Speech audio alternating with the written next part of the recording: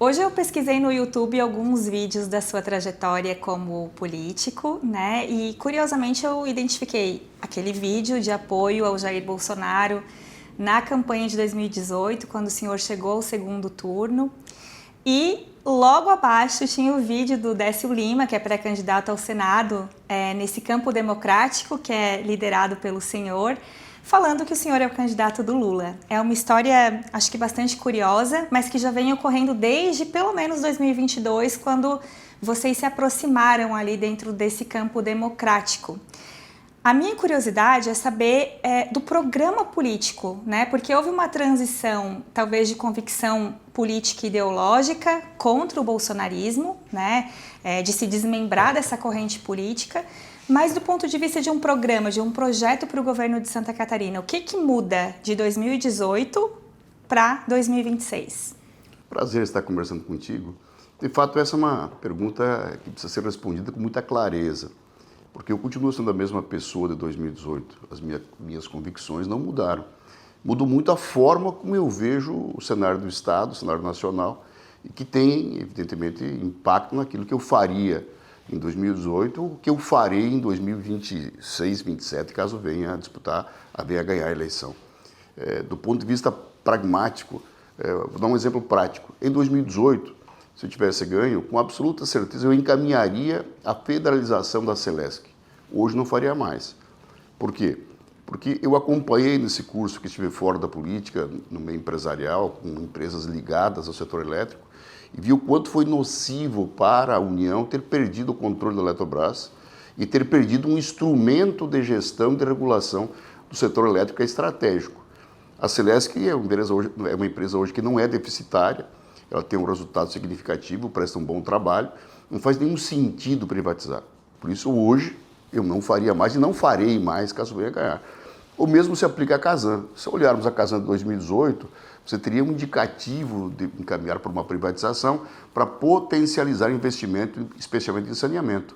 Hoje eu entendo que a Casan presta um serviço que tem que ser de regulação de um setor estratégico e que o investimento tem que ser fruto do caixa do Estado, numa relação de interesse e de necessidade do governo federal.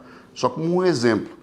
As outras áreas não mudou muito, porque eu sempre tive, desde o tempo que fui vereador, lá em Xanxerê, em 89, eu sempre tive uma visão muito forte com a relação social, uma relação do governo como prestador de serviço, especialmente para as pessoas mais pobres. Eu sempre entendi e continuo entendendo que o governo existe para duas funções específicas. Ser um regulador de oportunidades, e para isso a educação é o grande caminho, e ser um protetor dos pobres, protetor de quem precisa, protetor especialmente dos miseráveis, que esses são invisíveis.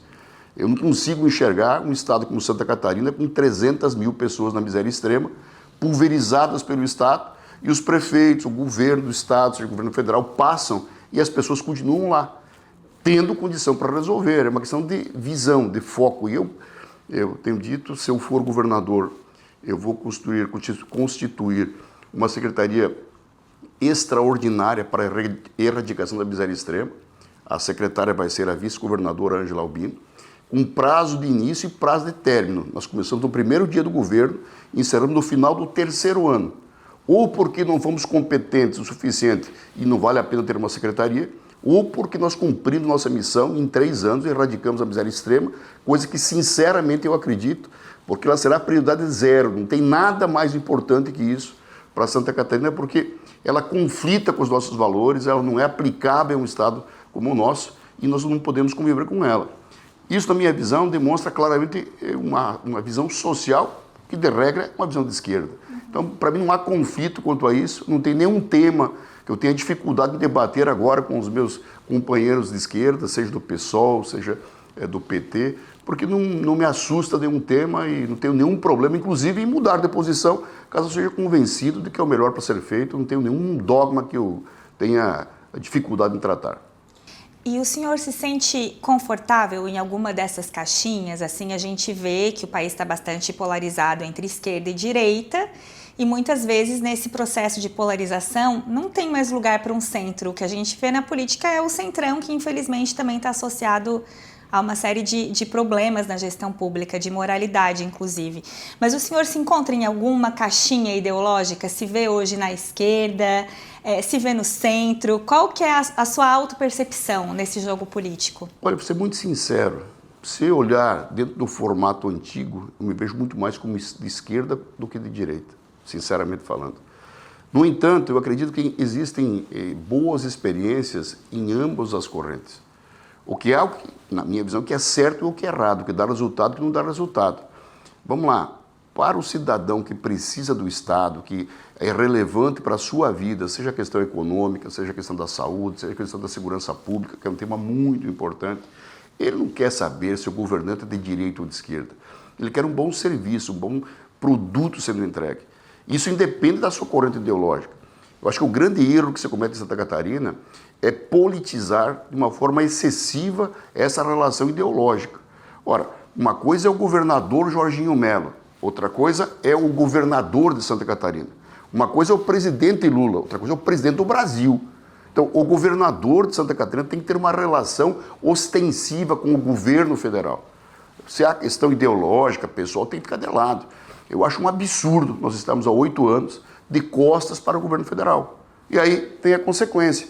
Nós não temos 1 quilômetro de rodovia duplicada em 8 anos, nós não temos uma vaga de presídio nova construída em 8 anos, nós temos um efetivo da Polícia Militar menor do que era 10 anos atrás, nós temos indicadores de saúde e de educação não compatíveis com a nossa realidade, piores do que o Paraná e que o Rio Grande do Sul.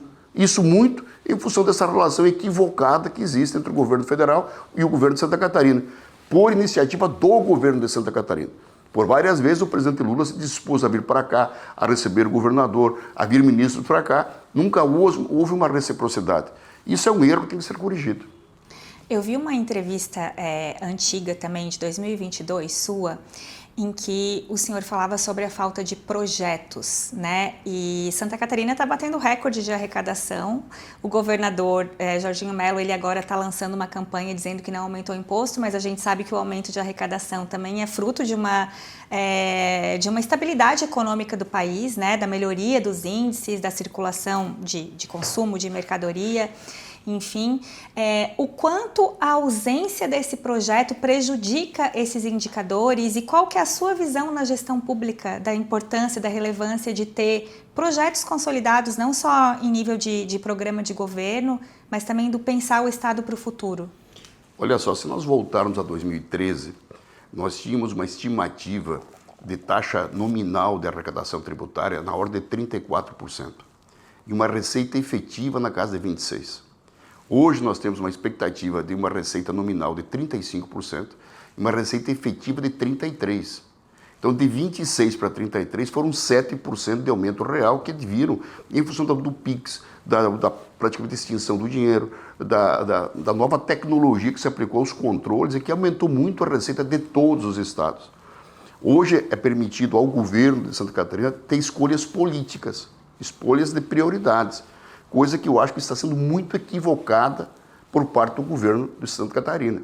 Eu não consigo enxergar um projeto de Estado, seja na infraestrutura, seja na educação, e inclusive na saúde. Há uma pulverização do recurso que compromete um objetivo maior. Vamos lá, quando você fala em infraestrutura, fala em estrada boa, com 3.000 quilômetros, ótimo, excelente, tem que ser feito. Agora, é como se fazer uma casa, você faz um projeto, você constrói a casa, 15 anos depois, se você não trocar o telhado, vai chover dentro. E daqui 10 tem que fazer de novo. Isso é zeladoria, isso é uma coisa ordinária. Infraestrutura é duplicar rodovia, é fazer eixos de escoamento, especialmente das questões metropolitanas, e não se viu nada. Na segurança pública, você tem que dobrar o efetivo. Nós temos 10.000 policiais, 11.000 policiais. É muito pouco, nós tínhamos isso há 30 anos atrás. Ah, mas tem tecnologia, tem novas ferramentas. Sim, mas a ostensividade tem que fazer de Santa Catarina, não como a propaganda fala, o estado mais seguro do Brasil. Ora, no comparativo com os outros, isso não interessa. Eu quero saber a comparação nós com nós mesmos. Nós temos que ter um sentimento de segurança efetivo, coisa que não acontece. Você anda pelas ruas de Chapecó, de Florianópolis, de Joinville, você não enxerga policial. Porque um efetivo de 10.500 policial, com um turno de 24 por 72, vai ter 3.000 policial na rua, espalhados por 250 municípios. Isso é inexequível. Muito embora nós tenhamos uma polícia muito forte, muito efetiva, muito consequente, seja militar como a civil, os efetivos são baixíssimos. Olha para o setor prisional. Nós não tivemos uma vaga nova de presídio sendo entregue nos últimos 8 anos. Uma população carcerária crescendo ano a ano. Hoje nós temos quase 9.000 vagas de defasagem. Isso falta o quê? Falta a prioridade do Estado em áreas estratégicas, que é a segurança pública, educação, especialmente saúde e mobilidade. Então, na minha concepção, o erro que o governo comete é em pulverizar recursos e em falta de projetos estruturantes que sejam dentro de uma política de Estado. Isso em função de uma equipe muito ruim. O que falta para o governo do Estado é uma equipe boa. Com todo respeito, a equipe é muito ruim. Tanto é que nós temos em caixa no último ano do governo, e eles mesmos anunciam, 5, 6 bilhões em caixa. O governo não é feito para ter dinheiro em caixa. Ou falta onde aplicar? Não deve ser o caso. O que falta é projeto. Se falta projeto, falta equipe. E isso tem que ser revisto rapidamente. O senhor chegou num ponto que eu acho muito interessante agora, até pensando na sua trajetória como empresário de sucesso também, que é, né, conselheiro da JBS. E eu queria saber, pensando nesse aspecto, né, de que a gestão pública ela não trabalha para ter dinheiro em caixa, mas para beneficiar a população.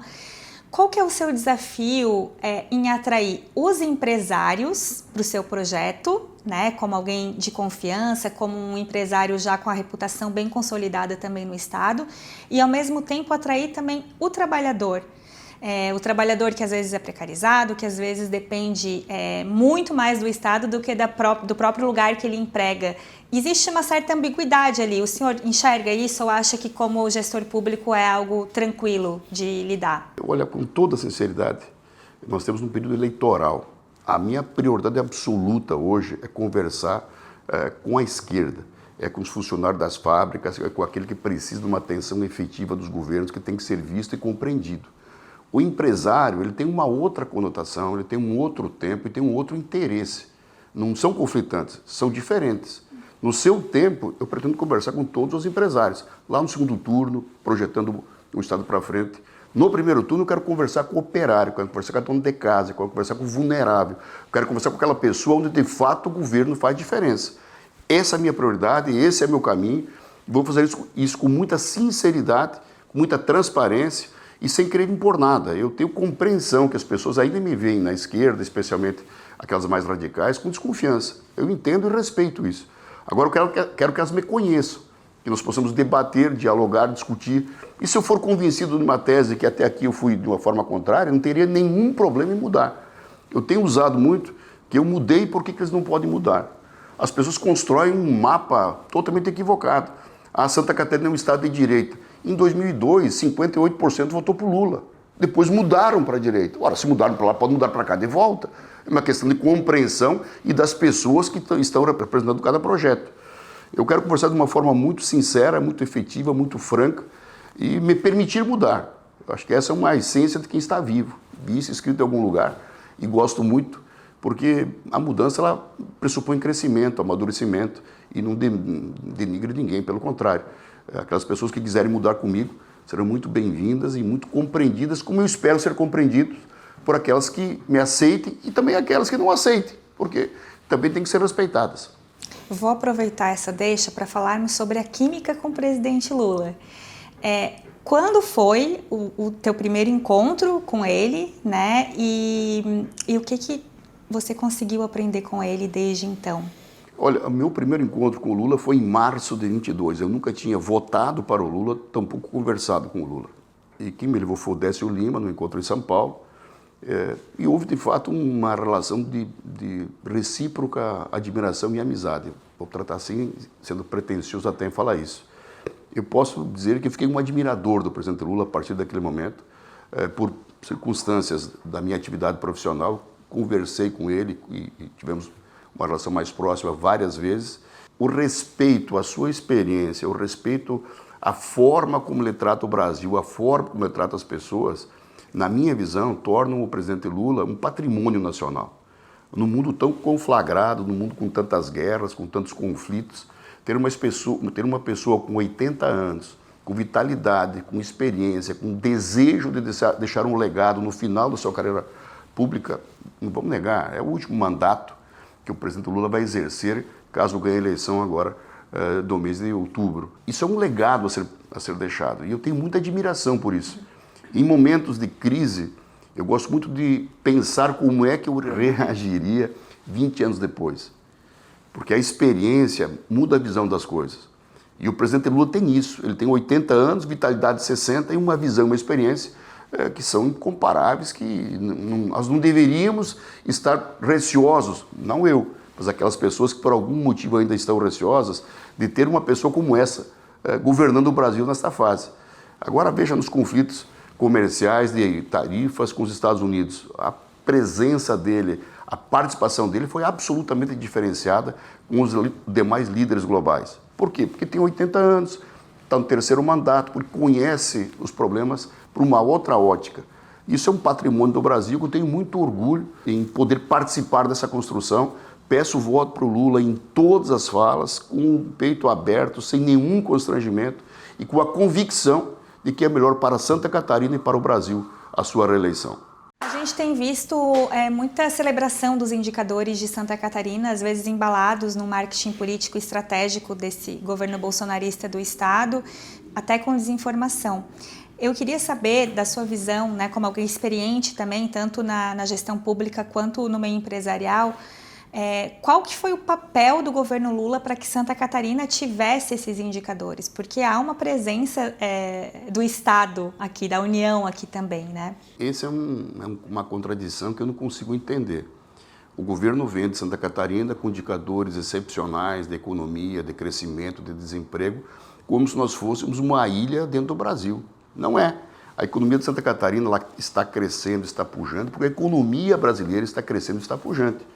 Bastam ver os indicadores de crescimento econômico do PIB, agora no último primeiro trimestre com 1,1 de crescimento, no quarto ano do mandato. Se continuar na mesma proporção, nós vamos encerrar 2026 com 13% de crescimento da economia no mandato do Lula, com índices de inflação os menores da média histórica no Brasil, com índices de desemprego os menores das médias históricas do Brasil. Se olharmos em 22, o que se dizia do governo Lula, caso fosse eleito, tem empresários aqui de Santa Catarina que estavam transferindo suas sedes para os Estados Unidos, mandando recursos para fora, fazendo uma proteção, porque o Brasil ia acabar e virar uma Venezuela. Que Venezuela? O Brasil hoje é uma economia consolidada, com indicadores de crescimento econômico, de PIB em expansão, de inflação controlada e, acima de tudo, de estabilidade política. O presidente eleito vai assumir no dia 1º de janeiro de 27, sem nenhum tumulto, sem nenhum 8 de janeiro no horizonte, sem nada. Isso pressupõe um dólar abaixo de 5. Isso pressupõe uma expectativa do mundo com relação ao Brasil de investimento pleno. O que é que se esperava na visão desses, fazia uma projeção do caos?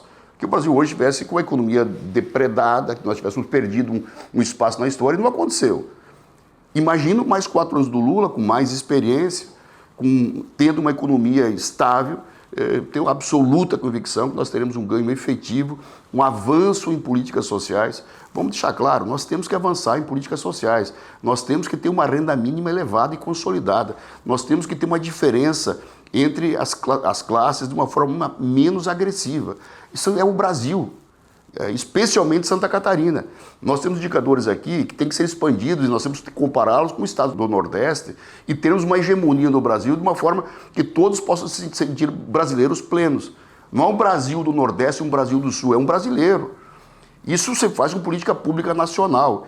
E eu gosto muito e tenho muito prazer em poder dividir isso com o presidente Lula e espero por 4 anos a partir de janeiro. Uma das pautas que tem sofrido muita oposição por parte da direita, da extrema-direita, inclusive com os representantes de Santa Catarina agindo no parlamento contra o trabalhador, é a questão do fim da escala 6x1. Eu queria saber qual que é a sua posição sobre isso e também se existe algum projeto, algum plano de governo relacionado a essa questão da jornada de trabalho que o senhor considera viável como governador, caso eleito. Olha, primeiro, eu sou 100% favorável à redução da jornada de trabalho na escala de 5x2. Acho isso uma evolução natural que o Brasil inteiro vai entender como necessária. E fico muito triste, para ser bem sincero, com o resultado da votação. De 22 deputados contra ser 10 de Santa Catarina, é uma utopia de futuro, não estamos enxergando o futuro. a classe empresarial ser contra, e eu sou oriundo da classe empresarial, fui dirigente da entidade empresarial, eu acho um equívoco monumental, porque isso vai ser imposto, não agora, pela evolução da sociedade, pela evolução do mercado de trabalho, pela evolução da tecnologia. Nós temos que aproveitar esse momento e construirmos essa nova relação. É evidente que vai aumentar o custo dos produtos que a sociedade vai pagar, é óbvio. Não é o empresário que vai pagar. Isso vai virar planilha, a planilha vai ser rateada e todos vão pagar um pouco mais, mas todos é do trabalhador ao empresário. É da classe A para a classe E. Não só a classe E trabalhando mais, a classe D, a classe F. É como um todo, todos pagando um pouco mais caro para subir a nossa condição da mão de obra. Seja ela porque vai trabalhar menos, seja ela porque vai ganhar um pouco mais porque está trabalhando a mesma coisa que trabalhava. Então, eu sou 100% a favor e lamento muito o resultado da nossa representação. Eu não entendo, sinceramente, é um processo que para mim é natural ser compreendido dessa forma pela imensa maioria dos nossos representantes. E o senhor já foi parlamentar, já foi presidente, né, da Assembleia Legislativa. Como o senhor enxerga, então, essa participação das nossas bancadas de direita hoje, que se aliaram ao bolsonarismo e que também freiam até a entrada do presidente Lula e de projetos do país aqui no Estado? Olha, eu fui deputado por quase 15 anos e sempre tive uma boa relação com todas as correntes. Eu entendo que cada deputado, especialmente nesse momento, busca a sua reeleição. Agora, tem limites. Eu entendo que a grande função de um parlamentar é construir a ligação entre o seu representado, que é o eleitor, com as decisões de governo. O governo não é só o governo do Estado, é o governo do Estado e o governo federal. Para um eleitor, seja de direita ou de esquerda, ele quer saber do serviço, do produto que está sendo entregue a ele. E quem representa esse eleitor, quando ele faz uma barreira, porque o governo federal chega com programas, com atividades, com produtos que atendam esse eleitor, eu acho que ele comete um desserviço, sinceramente. Espero que possa ser corrigido. É evidente que a lacração de rede, o radicalismo, pode ter um benefício eleitoral pontual, mas não é sustentável, porque ele não atende ao eleitor, ele não atende a população, ele atende a uma bolha que acha aquilo maravilhoso. Mas quando o serviço não chega, eles não querem saber se o serviço ou a culpa é do governo do Estado ou do governo federal. Eles querem o serviço. E essa tem que ser a compreensão de um bom representante político, de um bom representante público. Isso acaba denigrindo a própria representação no longo prazo. Mas eu respeito e espero que se corrija dentro do possível e passada a eleição. Agora, no período eleitoral não há que se cobrar nada, porque cada um dos parlamentares buscam a sobrevivência, buscar o mandato e fortalecer as suas posições. Mas agora em novembro passa, nós temos que olhar para frente, na minha visão, com um pouco mais de respeito ao coletivo, ao conjunto da sociedade, que não tem ideologia, que não tem partido, que tem necessidade de serviço, especialmente aquelas mais pobres. Uma das grandes questões desse governo também, com relação à participação democrática na gestão pública, foi o enfraquecimento dos conselhos, né? A gente tem uma série de conselhos, inclusive, que lidam com direitos de minorias, mulheres, pessoa idosa, criança e adolescente, que foram basicamente sucateados porque não existe um espírito democrático dentro de uma gestão bolsonarista. Eu queria saber como que o senhor enxerga isso e se o seu gabinete vai estar aberto para dialogar também com movimentos sociais, com movimentos sindicais, com esse grupo social que sempre foi mais vinculado à esquerda. Olha, as pessoas que me conhecem sabem que eu sou muito verdadeiro nas minhas posições. E eu não consigo falar uma coisa e depois praticar outra porque me sinto mal em fazer. Nós vamos recuperar muito a imagem que Santa Catarina está sendo vendida para o Brasil. Essa imagem de um estado lacrador de rede, de fotografia com arma, de fotografia com bastão, de beisebol, dizendo que aqui é na porrada, dizendo que imigrante para cá, que vem do Nordeste, não é lugar para miserável, tem que voltar. Isso exalta o machismo, exalta o feminicídio, exalta a violência. Isso está errado. E a forma de corrigir, primeiro, é conversar com a sociedade, através dos conselhos, com a participação de todos, com a discussão, com o debate, e depois com a posição do governo, com a posição das pessoas. Santa Catarina é um estado amistoso, um estado cordial, um estado que foi formado pelo respeito aos imigrantes. O meu avô, meu bisavô, com certeza o teu também, é um imigrante. Como é que vai um prefeito da capital, numa rodoviária, com um caminhão, mandar nordestino de volta porque são miseráveis? Que mensagem que se passa para o Brasil? Como é que um governo vai aparecer com uma metralhadora na mão, com um pau de beisebol na mão, dizendo que aqui é na porrada? Como é que se enxerga isso de fora para dentro? Como é que se tem uma relação de respeito às minorias quando se constrói as ferramentas, e os conselhos são as ferramentas do diálogo e pelo menos de serem ouvidas? Porque minoria, pelo próprio nome já diz, elas são minoria. Para serem ouvidas há que ter respeito e consideração, coisa que está faltando. Então, é uma obrigação fazer isso e pretendo fazer na plenitude. A formação da nossa chapa, ela já diz muito. Nós temos 8 vagas, 5 vagas são de mulheres. Se eu for governador, mais da metade dos secretários serão mulheres, para poder, de fato, fazer uma presença feminina que tem mais sensibilidade, tem mais paciência, tem mais jeito no trato com as pessoas e especialmente no respeito aos conselhos. Entrando agora nesse tópico, eu elegi aqui alguns temas que eu considero que esse governo bolsonarista ele mostra uma fragilidade muito grande.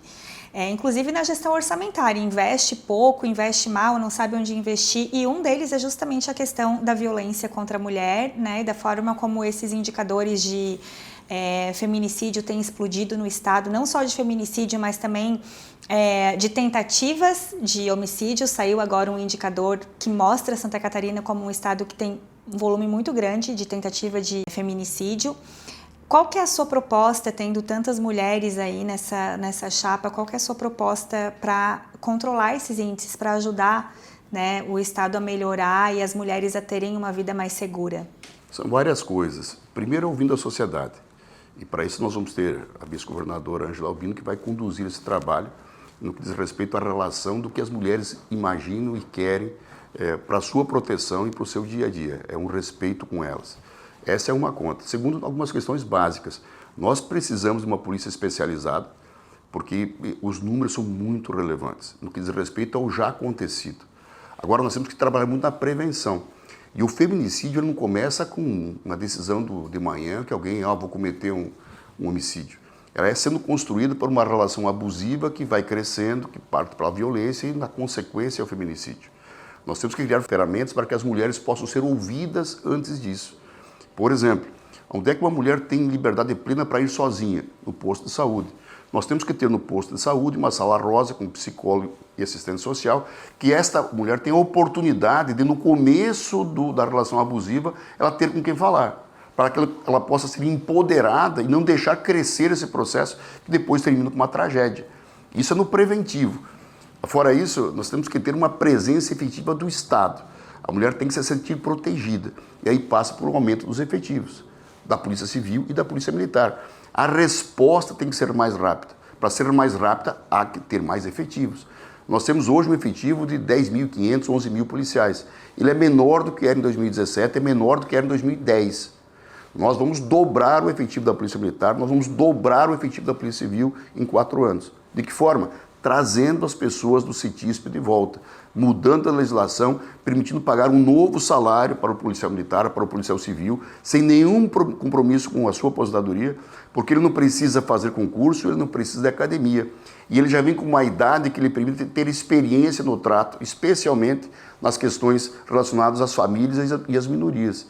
E a mulher é um ingrediente muito forte disso. Ela precisa ser acolhida. Para ser acolhida, há que ter gente para recebê-la. Hoje falta efetivo, falta estrutura, falta uma política clara, especialmente nos conselhos que você tratava. Também é um caminho para se ouvir as mulheres de uma forma mais efetiva e entender o que é que elas sentem, o que elas querem, como é que elas se sentiriam mais seguras. E a partir daí, executar isso na plenitude, porque nós temos o 4º estado do Brasil em número de feminicídios, é absurdo. Culturalmente não é aceitável. Agora, há que também mudar a mensagem que se passa.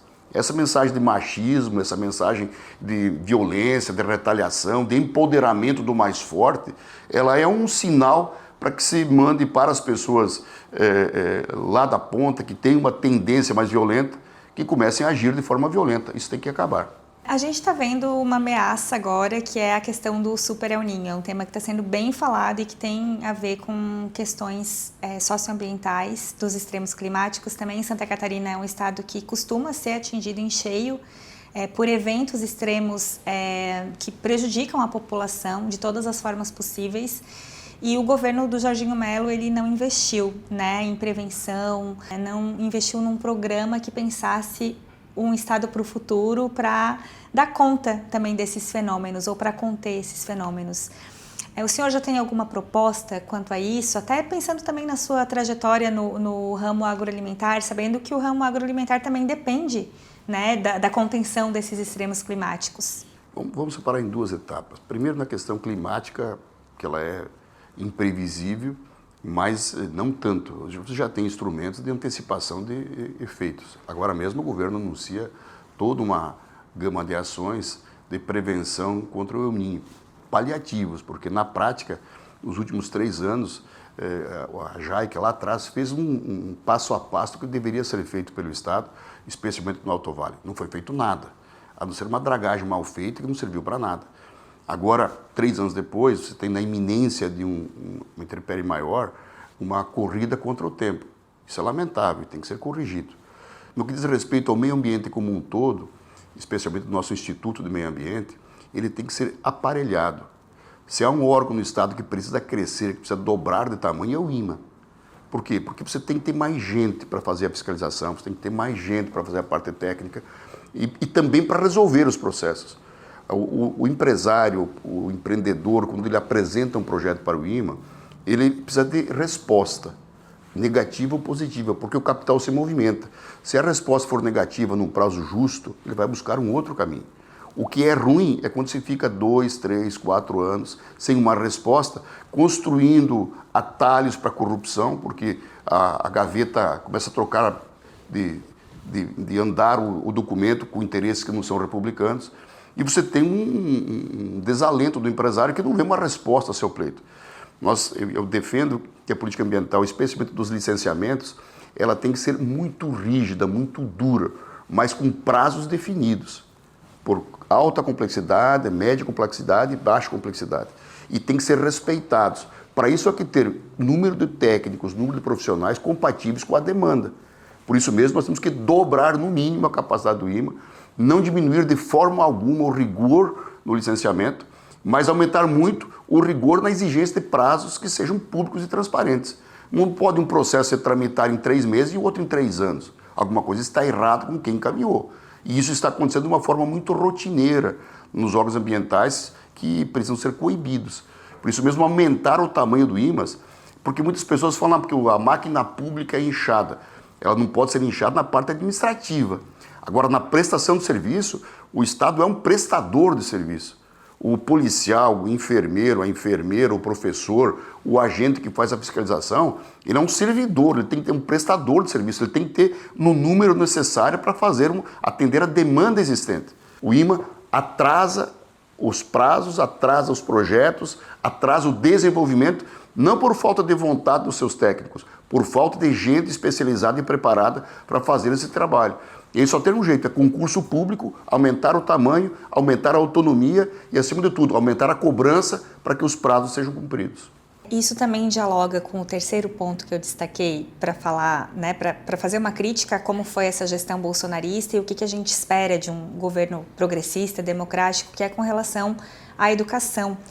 O senhor falou da questão de aumentar o efetivo de policiais e Santa Catarina tem um baixíssimo número de professores efetivos.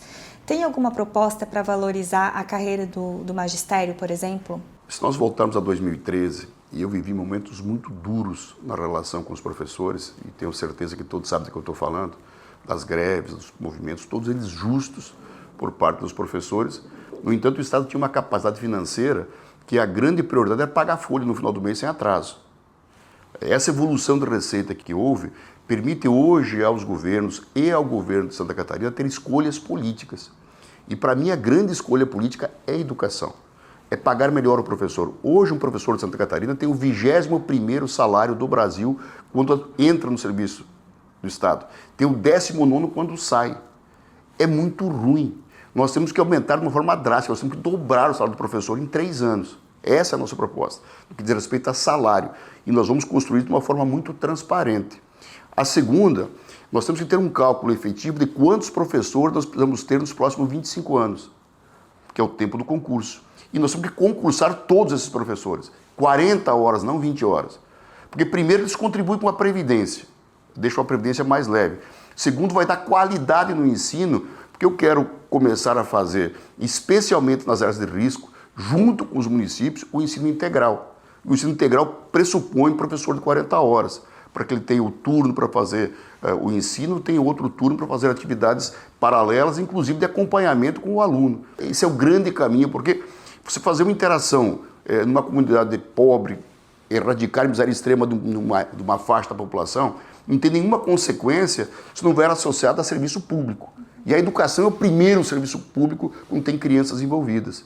Então, melhorar o salário do professor, abrir essa relação para que os nossos indicadores, que são muito ruins, se você pegar hoje o nosso indicador de alfabetização na idade certa, ele é imensamente inferior ao do Paraná e do Rio Grande do Sul. Alguma coisa está errada.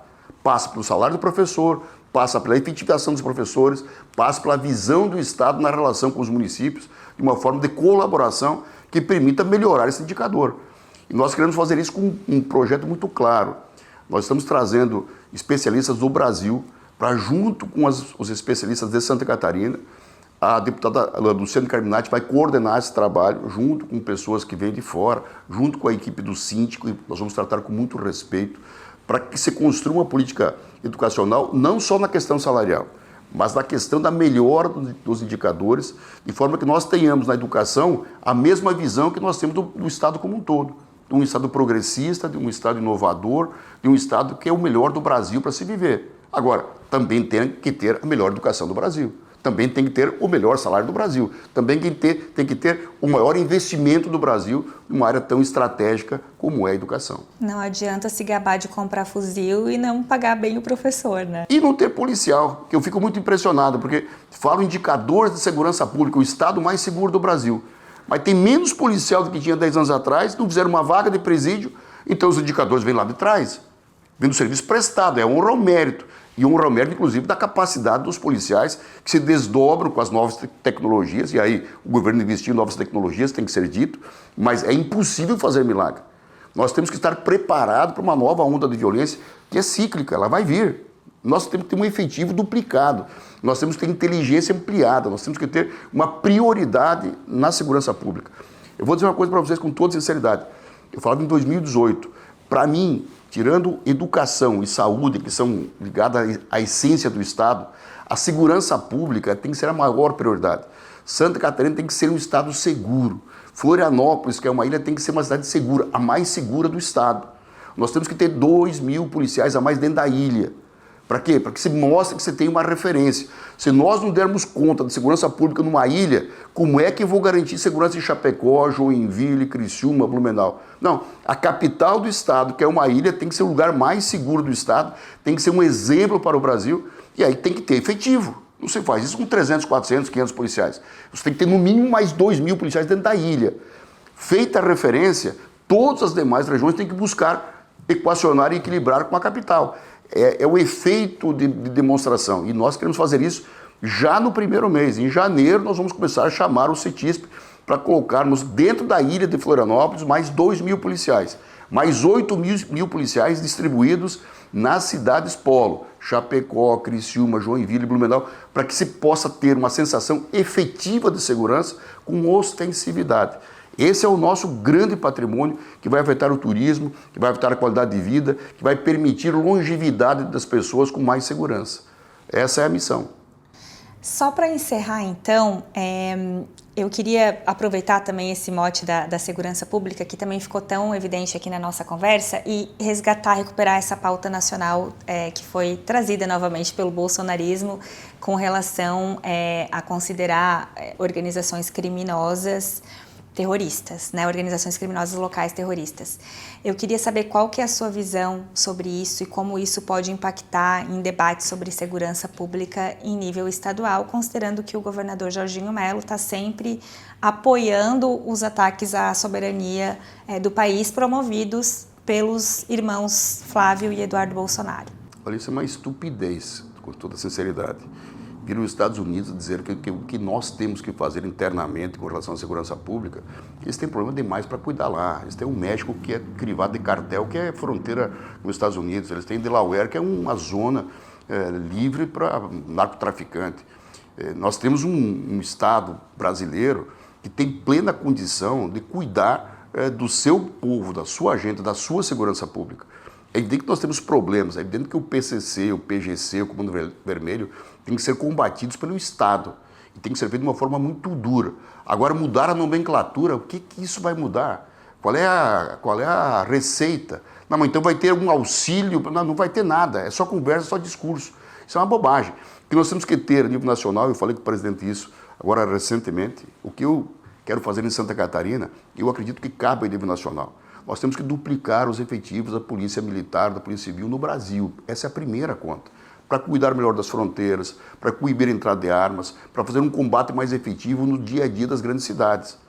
Associado à informação, associado à tecnologia, associado às ferramentas de controle, especialmente ao crime organizado, que é financeiro.